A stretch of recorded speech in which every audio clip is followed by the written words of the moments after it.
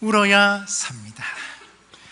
오늘은 좀 무거운 얘기가 될 것 같아서 가벼운 얘기로 시작해 볼까 합니다. 결혼하신 분들의 연애 이야기, 어떻게 만났으며 또 어떻게 사랑했는지, 그리고 또 어떻게 결혼하게 되었는지 한 번쯤은 듣고 싶습니다. 저에게도 기억에 남는 몇 커플이 있습니다. 그중 두 커플의 이야기를 소개할까 합니다. 실명을 거론할 수가 없어서 제 이름으로 바꿔서 이야기를 해보겠습니다. 한 커플은 헤어질 뻔한 위기의 상황이었는데 남편이 울면서 고백하더랍니다. 나 당신 없이는 못 살아. 당신이 없다면 이 바다에 내가 빠져 죽을 거야. 그러면서 바다에 뛰어들었다는 거 아닙니까? 그러자 그 여자가 고백하는 얘기가, 영수씨, 제가 잘못했어요. 제가 나빴어요. 남편의 눈물의 고백과 결단으로 헤어질 뻔한 그 위기에서 벗어나게 되었고 결혼해서 지금까지 행복하게 살고 있습니다. 그리고 또 한 커플의 이야기가 있습니다. 부산 영도 앞바다에서 결별을 통보받은 남자가 눈물로 구애를 하기 시작했습니다. 앞으로 더 잘할 테니 믿고 결혼해달라고 말입니다. 이미 마음을 접은 자매가 쉬 허락할 리가 없습니다. 그러더니 이 남자가 나랑 같이 안 살 거면 같이 죽자라고 말했습니다. 그러면서 바다에 뛰어내리려고 바다를 보았는데 바다가 너무 무섭더랍니다. 그분이 수영을 할 줄 몰랐거든요. 그래서 자기가 빠지는 대신 그 자매를 밀쳤다고 합니다. 그리고는 뒤늦게 자기도 물에 뛰어들었습니다. 여자분은 수영을 잘해서 혼자 빠져나왔는데 남자분은 수영을 할 줄 몰라서 죽을 뻔했다고 합니다. 그런데 같이 집에서 옷을 말리며 이야기하던 중에 미운정, 고운정이 들어서 결혼을 하게 되었다고 합니다. 아마 여자분이 그렇게 생각했겠죠. 이 남자 정말 불쌍하다. 나 없으면 못 살겠다. 아마 그래서 결혼해 준 것 같습니다. 여러분, 눈물, 특히 남자의 눈물은 여자의 마음을 움직이는 큰 힘이 있는 것 같습니다. 그런데 눈물하면 부모님의 눈물을 빼놓을 수 없습니다. 자식들 몰래 눈물 흘려야 했던 순간이 얼마나 많이 있었습니까? 자녀들이 속썩이고 얼마나 고집불통이며 부모님의 마음을 아프게 합니까? 특히 남자분들, 부모님께 잘하시기 바랍니다. 그런데 부모님의 그 눈물을 알고 그 사랑을 깨닫게 되는 순간 자식들의 삶이 바뀌는 것을 경험하곤 합니다. 눈물의 기도를 먹고 자란 자녀는 망하는 법이 없다고 그러죠. 정말 그런 것 같습니다. 부모님의 눈물, 특히 눈물의 기도는 자녀를 변화시키는 힘이 있는 것 같습니다. 그렇다면 여러분, 오늘 본문으로 돌아가서 예레미야 선지자의 별명이 무엇인지 아십니까? 알고 있다고는 하시는데 대답을 안 하시네요. 그렇습니다. 눈물의 선지자. 예레미야 애가는 눈물의 노래라는 뜻입니다. 히브리어로는 에카. 어찌하여 이렇게 되었느냐. 어찌하여 에카. 비탄의 시로서 총 5장으로 구성이 되어 있습니다. 예레미야가 얼마나 많이 울었던지 사람들이 예레미야만 생각하면 눈물, 울보, 그래서 선지자의 별명을 이렇게 붙인 것입니다. 눈물의 선지자. 오늘 본문 예레미야 애가 1장 1절은 이렇게 시작합니다. 슬프다 이 성이여. 여러분, 예레미야가 왜 이렇게 슬퍼하고 있을까요? 무슨 슬픈 사연이 있는 게 틀림없습니다.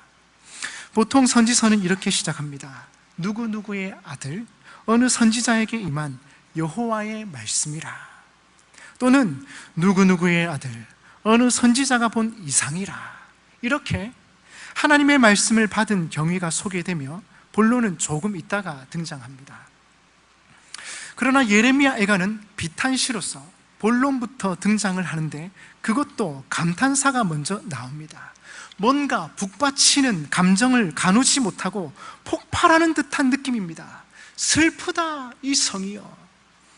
여러분, 우리는 힘들거나 어려울 때 또는 너무 기쁠 때 감격의 눈물을 흘리곤 합니다. 특히 여성분들은 남성분들에 비해서 눈물이 많은 편입니다. 드라마 주인공이 어려움에 빠지거나 슬픔에 잠겨 있을 때면 어김없이 같이 우십니다. 하지만 남성분들은 좀 다릅니다. 좀처럼 눈물이 없기에 울고 있다면 뭔가 뼈아픈 사연이 있는 것입니다. 또 남자가 울면 또 얼마나 서럽게 우는지요. 예레미야는 멈추지 않는 눈물로 대성통곡하고 있으니 이루 말할 수 없는 고통이 예레미야를 사로잡고 있음에 틀림없습니다. 2절에 보니 밤에는 슬피 우니 눈물이 뺨에 흐르며, 개역 한글 성경에는 좀 더 사실적으로 번역해 놓았습니다. 밤새도록 애곡하니 눈물이 뺨에 흐르며, 밤이 새도록 계속해서 슬퍼하며 울었던 것으로 표현하고 있습니다. 과연 예레미야 선지자는 어떤 이유로 이렇게 슬퍼하고 있는 것입니까? 슬프다 이 성이여. 여러분, 이 성은 예루살렘 성입니다. 예루살렘 성은 어떤 성입니까?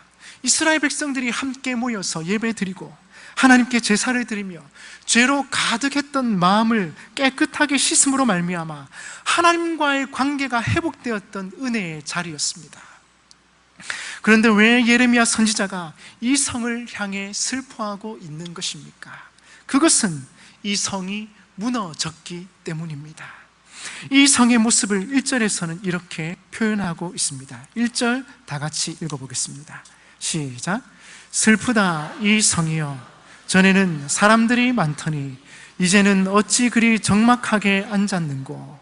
전에는 열국 중에 크던 자가 이제는 과부같이 되었고, 전에는 열방 중에 공주였던 자가 이제는 강제 노동을 하는 자가 되었도다. 아멘. 예루살렘 성이 무너짐으로 말미암아 이제는 그 많던 사람들이 사라지고 적막하게 되었으며, 열국 중에서 크더니 이제는 과부같이 초라하게 되었고, 전에는 공주같이 우아하고 고상하더니 이제는 강제노동을 하는 초라한 신세가 되었다는 것입니다. 2절 중반절에도 보시면 예루살렘 성이 무너짐으로 말미암아 사랑하던 자들 중에도 위로하는 자가 없고 친구들도 다 배반하여 원수가 되었다고 말씀합니다. 즉 그들을 위로해 줄 사람은 아무도 없었습니다. 이스라엘은 바벨론에게 항복하라는 하나님의 명령을 거역하고 어리석게도 애굽을 의지하여 결국 바벨론의 침공을 받게 되었습니다. 여호와를 의지하기보다 인간을 의지한 이스라엘은 결국 동맹국들로부터 배신을 당하고 마침내 BC 586년 바벨론에게 멸망당하고 예루살렘 성은 무너져 버리고 말았습니다. 그리하여 옛날에는 이 성에 순례자들이 들끓었는데 지금은 텅 비어 있습니다.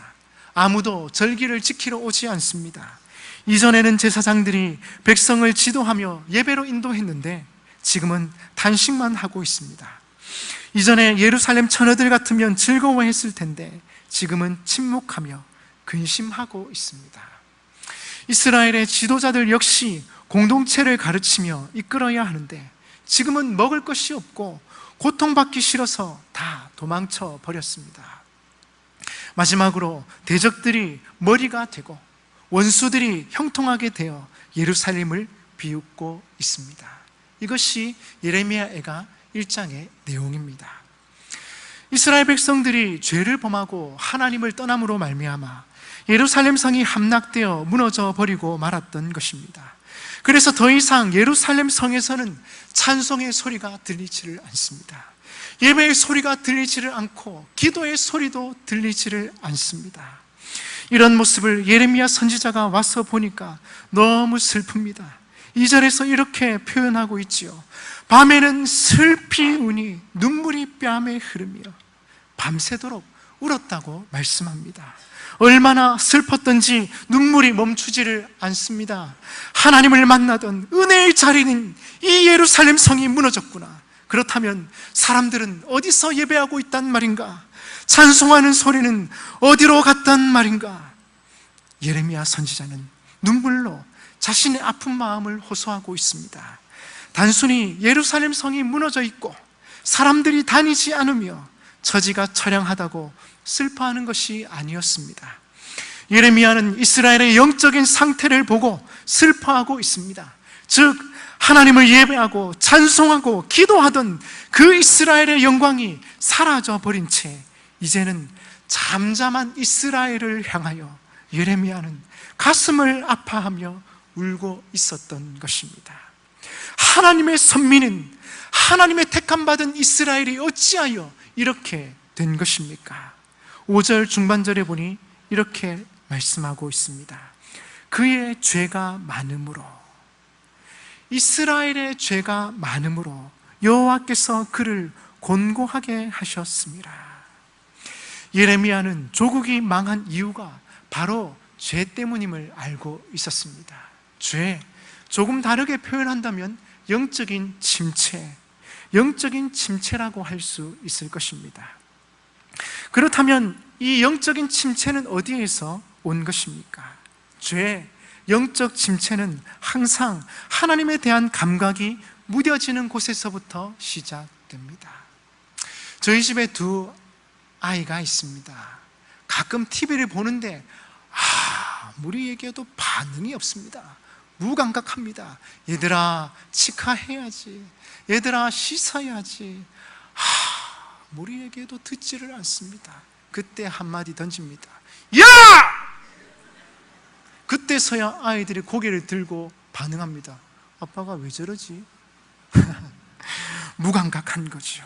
TV에 빠져서 아무리 아빠가 얘기해도 들리지를 않습니다. 엘리 제사장 시대를 생각해 보십시오. 하나님에 대한 감각이 둔해져 있고 점점 무뎌지기 시작했습니다. 엘리는 제사장인데도 시대 영적 흐름을 분별하지 못했습니다. 하나님께 마음을 토하며 기도하는 한나를 술에 취한 여자로 오해하는가 하면 하나님의 말씀을 듣지도 하나님의 이상을 보지도 못했습니다. 영적 감각이 완전히 사라진 시대였습니다. 사무엘상 3장 1절에 이렇게 기록하고 있습니다. 아이 사무엘이 엘리 앞에서 여호와를 섬길 때에는 여호와의 말씀이 희귀하여 이상이 흔히 보이지 않았더라. 여호와의 말씀이 희귀하여 이상이 흔히 보이지 않았더라. 영적 침체의 때는 듣기는 들어도 듣지 못하고, 듣기는 듣는데 깨닫지 못하고, 보기는 보아도 알지 못하는 시대입니다. 영적 감각이 무뎌진 시대입니다. 이 시대 최고의 문제는 하나님에 대한 감각이 사라져 간다는 것입니다. 과거에도 교회에는 문제가 있었습니다. 그러나 영적 감각이 살아 있었기 때문에 회개와 기도를 통해서 다시금 회복되곤 했습니다. 말씀이 선포되면 식어진 가슴에 불이 붙곤 했습니다. 찬양 중에 거하시는 하나님의 임재를 체험하곤 했습니다. 그런데 아무리 부르짖어도 듣지 못하고 아무리 외쳐도 가슴이 움직이지를 않습니다. 왜 그렇습니까? 영적인 감각이 그만큼 무뎌져 있었기 때문입니다. 머리로는 알지만 가슴이 메말라 있습니다. 차디찬 비판은 있으나 생명을 품는 뜨거운 열정은 찾아볼 수가 없습니다. 여러분, 그렇다면 질문이 있습니다. 이런 영적 침체로부터 벗어나기 위해서 우리는 어떻게 해야 합니까? 어떻게 해야 다시 영적으로 회복될 수 있겠느냐는 말씀입니다. 여러분, 영적으로 다시 회복되기 위해서는 우리가 다시 기도의 자리로 나아가야 합니다. 영적으로 다시 회복되기 위해서는 다시 기도의 자리로 나아가야 합니다. 우리의 영이 다시 살아나도록 간절히 기도해야 합니다. 빌립보서 4장 6절 7절은 이렇게 말씀하고 있습니다. 아무것도 염려하지 말고 다만 모든 일에 기도와 간구로 너희 구할 것을 감사함으로 하나님께 아뢰라. 그리하면 모든 지각에 뛰어난 하나님의 평강이 그리스도 예수 안에서 너희 마음과 생각을 지키시리라. 아멘. 아무것도 염려하지 말고 하나님께 감사함으로 기도하기만 하면 하나님의 평강이 우리의 마음과 생각을 지켜주시는 것입니다. 기도하면 하나님께서 역사하십니다.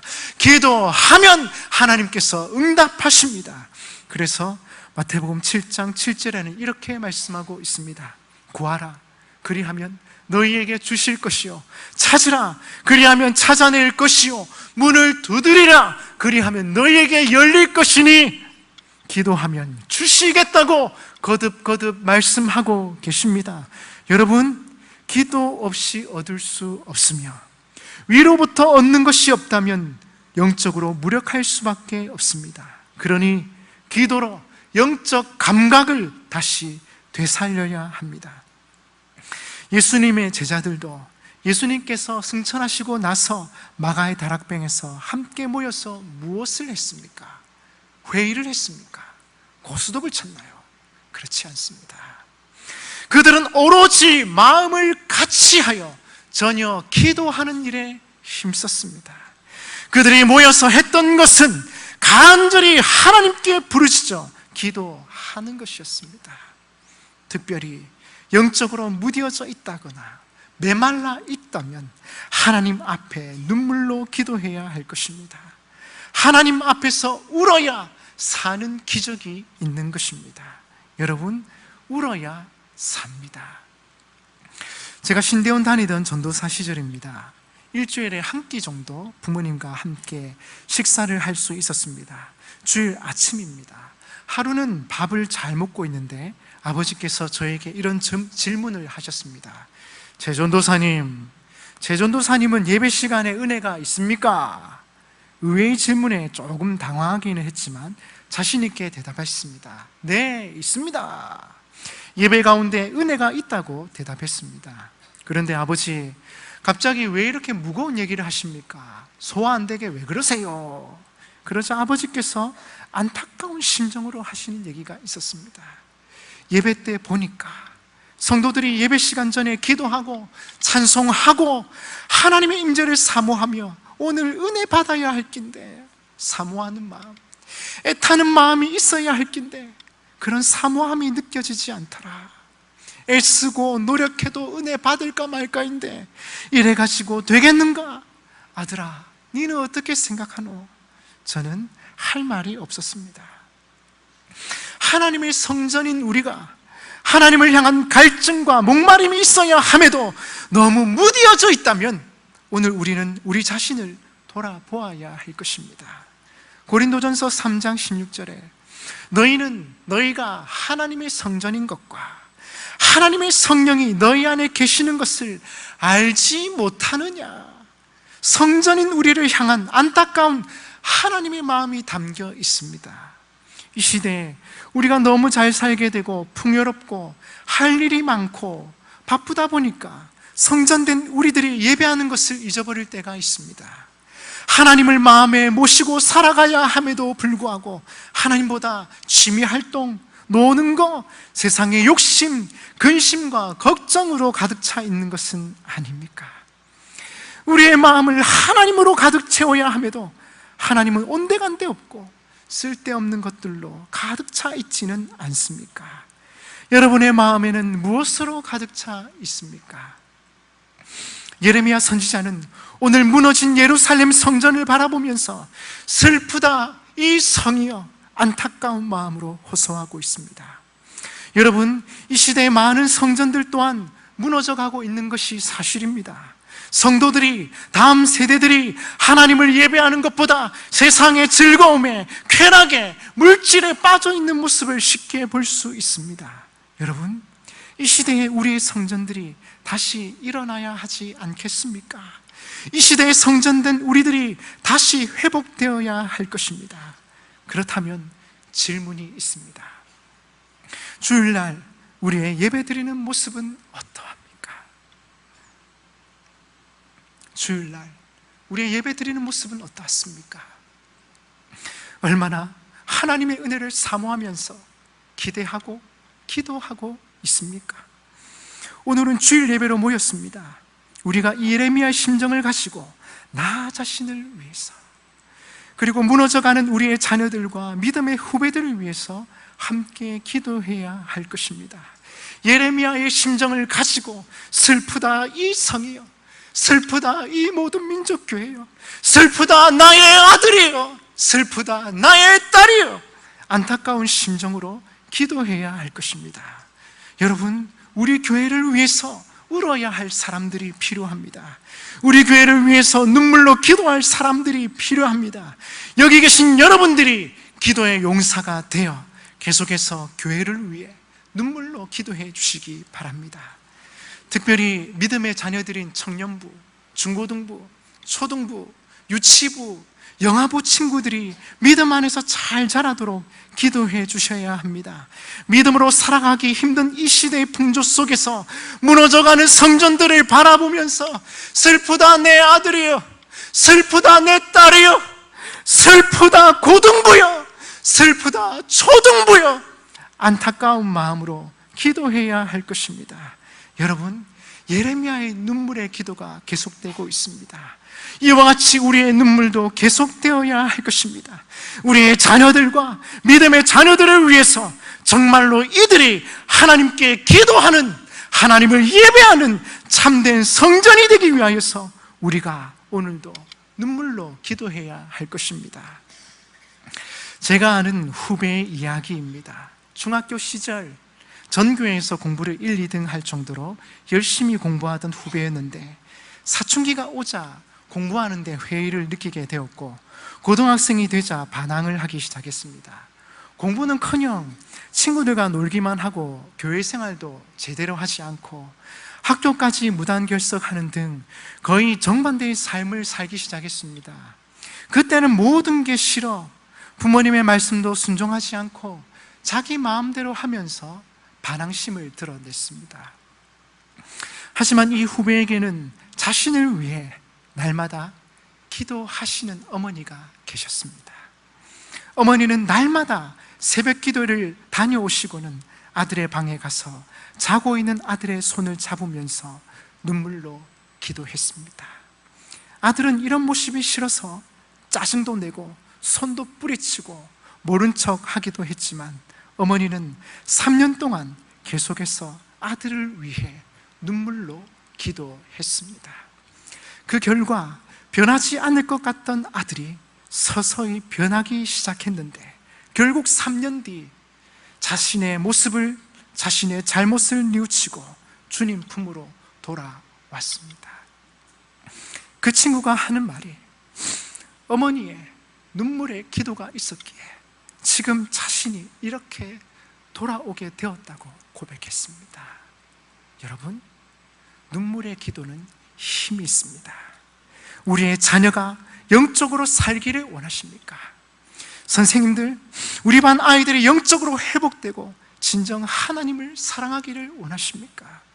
목장 리더 여러분, 목장원들이 정말 예배드리기를 기뻐하고 모이기를 힘쓰기를 바라십니까? 그렇다면 우리가 그들을 위해 눈물로 기도해야 할 것입니다. 부모가 자녀들을 위해 기도할 때마다 눈물이 그렁그렁하듯이 영적 자녀들은 그들을 위해 기도할 때마다 사랑의 마음으로 기도하는 것입니다. 부모가 울어야 자녀가 살고, 아멘이십니까? 다시 하겠습니다. 부모가 울어야 자녀가 살고, 교사가 울어야 반 아이들이 살고, 목장 리더가 울어야 목장원들이 삽니다. 교인들이 울어야 교회가 살고, 백성들이 울어야 나라가 사는 것입니다. 하나님께서는 눈물의 기도를 외면하시는 법이 없습니다. 우리의 간절한 마음을 담아 기도할 때 하나님께서는 우리의 기도의 향을 받으시고 하나님의 때에 하나님의 방법으로 응답해 주실 것입니다. 여러분, 아직도 새벽 기도회와 금요 심야 기도회 자리가 많이 비어 있습니다. 여러분들이 그 자리를 채워주시기 바랍니다. 몇 년 전인지는 모르겠지만 이 금요 기도회 3부 예배 때보다 더 많이 오셨다고 하더라고요. 우리 교회가 은혜로 여기까지 올 수 있었던 것은 많은 사람의 눈물의 기도가 있었기 때문입니다. 이제는 여러분들이 그 자리를 채워주시기 바랍니다. 청년들만 아멘, 아멘, 아멘. 나라와 우리 교회와 가정을 위해 눈물로 기도할 분들이 필요합니다. 왜요? 기도해야 우리 영혼이 살고 가정이 살고 교회가 살며 나라가 살기 때문입니다. 기도해야 다른 영혼들을 살릴 수 있기 때문입니다. 다른 방법이 없습니다. 마가복음 9장 29절에도 예수님께서 말씀하시기를 기도 외에 다른 것으로는 이런 종류가 나갈 수 없느니라. Only by prayer. 오로지 기도로서만 가능하다. 오직 기도로서만 이런 하나님의 능력이 나갈 수 있다고 말씀하셨습니다. 예레미야 33장 2절 3절에도 하나님께서는 예레미야에게 이렇게 말씀하셨습니다. 이를 행하시는 여호와, 그것을 만들며 성취하시는 여호와, 그의 이름을 여호와라 하는 이가 이와 같이 이르시도다. 너는 내게 부르짖으라. 내가 내게 응답하겠고 내가 알지 못하는 크고 은밀한 일을 내게 보이리라. 아멘. 아멘. 여러분, 누가 이를 행하시는가? 누가 그것을 만들며 성취하시는가? 바로 하나님이십니다. 아멘이십니까? 하나님께서는 시내뜰에 갇혀있는 예레미야에게 다시 한번 그것을 강조하시며 너희가 해야 할 일이 무엇인가? 이를 행하며 그것을 만들며 성취하시는 하나님께 부르짖어 기도해야 한다고 말씀하십니다. 너는 내게 부르짖어 기도해라. 그리하면 내가 내게 응답하겠고 내가 알지 못하는 크고 은밀한 일을 너희에게 보이리라. 그것이 바로 나와 우리 가정과 우리 교회를 살리는 방법입니다. 우리 교회를 살리는 능력입니다. 그래서 데살로니가전서 5장 17절에서는 이렇게 말씀하고 있습니다. 쉬지 말고 기도하라. 기도하는 거 쉬지 말고 계속하라 명령하고 계십니다. 젊은이들은 야성이라는 말을 좋아합니다. 야성이라는 말이 무슨 뜻입니까? 거친 성질, wild nature, 거친 성질이라는 뜻입니다. 중고등부 연합수련회에 가보면 학생들이 밥 먹는 것보다 더 중요한 것을 발견하곤 합니다. 그것은 은혜 받는 것입니다. 앞자리에 앉아서 뜨겁게 찬양하고 하나님의 말씀을 들으며 하나님의 말씀을, 하나님의 살아계심을 경험하는 것이죠. 그래, 내가 은혜 받아야 하는데 그렇다면 밥을 굶어서라도 앞자리에 앉아야겠다. 그 은혜를 맛본 친구들은 앞자리에 앉기 위해서 밥을 포기하고 그 더운 여름에 1시간 서서 기다립니다. 여러분, 중고딩도 은혜 받으니 이렇게 변하더라고요. 밥을 포기하고 앞자리에 앉는 것, 이것이 바로 야성입니다. 은혜 받기 위한 거친 몸부림입니다. 청년들을 데리고 수련회에 갔습니다. 그런데 그들이 편한 의자를 마다하고 은혜 받기 위해 강대상 앞 바닥에 앉았습니다. 이게 바로 야성입니다. 기도할 수 없는 상황에서 기도하는 것, 드릴 수 없는 중에 드리는 것, 이것이 바로 야성입니다. 은혜 받기 위하여 몸부림치는 거친 몸부림을 우리는 회복해야 할 것입니다. 살기 편하고 부족한 게 없다 보니 신앙생활 소홀해지고 기도의 시간은 줄어들고, 만약 그런 모습이 우리에게 있다면 기도의 야성을 다시 회복해야 할 것입니다. 힘들고 어려우니까 더 교회에 나와서 기도하고 몸부림쳐야 하는 것입니다. 부르짖어 기도할 때 이를 행하시는 여호와, 그것을 만드시고 성취하시는 여호와께서 크고 은밀한 것들로 응답해 주실 줄 믿습니다. 서정주 시인의 국화옆에서라는 시가 있습니다. 그 시는 이렇게 시작합니다. 한 송이 국화꽃을 피우기 위해 봄부터 소쩍새는 그렇게 울었나 보다. 한 송이 국화꽃을 피우기 위해 봄부터 소쩍새는 그렇게 울었나 보다. 눈에 보이는 사건 뒤에는 보이지 않는 사연이 있게 마련입니다. 그 국화꽃이 향기를 바라며 사람들의 마음을 끌게 되기까지 그 뒤에는 보이지 않는 사연이 있었습니다. 국화 옆에서 봄부터 소쩍새가 한없이 울었던 것입니다. 낮에는 그늘에서 자고 밤이면 나와서 구슬프게 울었습니다. 한 송이 국화꽃이 피어나기 전에 소쩍새는 국화 옆에서 그 꽃이 피기만을 기다리며 이른 봄부터 울었습니다. 무더운 여름이 가고 이슬이 차가운 초가을을 지났습니다. 드디어 늦가을이 왔습니다. 그때까지 소쩍새는 목 놓아 울었습니다. 이른 봄에 시작한 울음소리는 무더운 여름이 오자 울부짖음으로 변했고, 찬바람 부는 가을로 들어서자 그 울부짖음은 통곡으로 변했습니다. 울다가 통곡하다가 소쩍새는 목에서 피를 토하고 쓰러졌습니다. 긴 날 애처로운 소쩍새 울음소리 그치던 이른 아침, 그 자리에서 한 송이 국화꽃이 활짝 피었습니다. 맑은 이슬 가득 머금고 맑고 아름다운 모습으로 한 송이 국화꽃이 피어나기 시작한 것입니다. 사람들은 모두 아름답게 핀 국화꽃 한 송이를 보고 자신들의 국화꽃도 그렇게 피어나기를 바랍니다. 하지만 한 송이 국화꽃이 피기 전에 소쩍새가 우는 사연이 있어야 합니다. 그 꽃이 아름답게 피기까지 소쩍새는 고통스럽지만 긴 세월을 눈물로, 울부짖음으로, 통곡으로 보냈습니다. 여러분, 눈물의 기도 없이는 국화꽃이 필 수가 없습니다. 나라를 위해, 교회를 위해, 자녀를 위해, 남편을 위해, 아내를 위해 눈물로 기도해야 합니다. 그때 하나님께서 우리의 눈물을 거두어 주실 것입니다. 여러분, 울어야 삽니다. 울어야 삽니다.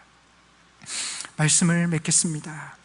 예레미야는 조국의 멸망을 아파하며 자신이 죄인인 양 하나님께 회개하며 눈물로 기도하고 있습니다.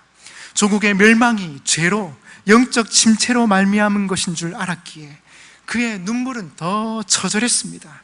영적 침체를 느끼는 순간 우리가 해야 할 일은 바로 하나님 앞에서 눈물로 기도하는 것입니다.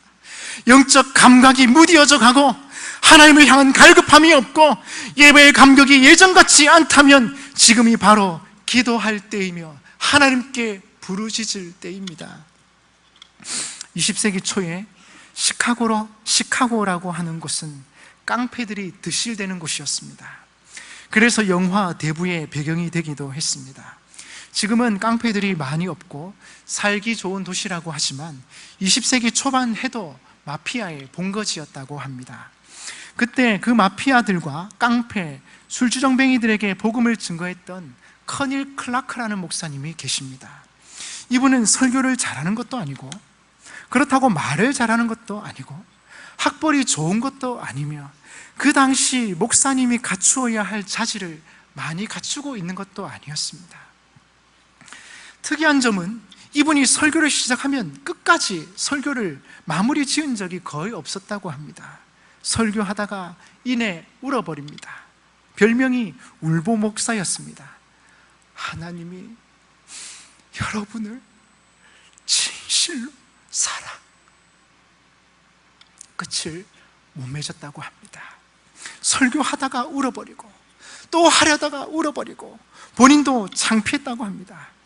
그런데도 시카고에 있는 깡패들이 500명 가까이 모였습니다. 지금의 500명은 별것 아니겠지만 그때 당시만 해도 시설이 좋은 것도 아니고 사람들이 그리 많지 않고 500명이면 굉장히 큰 교회였습니다. 문제투성이의 깡패들, 술주정뱅이들이 모여드는 교회였습니다. 하루는 이 목사님이 이렇게 기도했다고 합니다. 하나님, 제게 능력을 주시는데 제발 설교 중에 울지 않게 해주세요. 도대체 설교가 마무리되지를 않습니다. 울다가 끝나버리고 도저히 제가 민망해서 쪽팔려서 설교를 못하겠습니다. 하나님이 그 기도의 응답으로 눈물을 그치게 해주셨습니다. 이제는 설교할 때 눈물이 안 나오더랍니다. 처음부터 마지막까지 결론을 딱 맺고 깔끔하게 끝낼 수 있었습니다. 그런데 놀라운 것은 눈물이 사라짐과 동시에 교인들도 사라지기 시작하더라는 것입니다.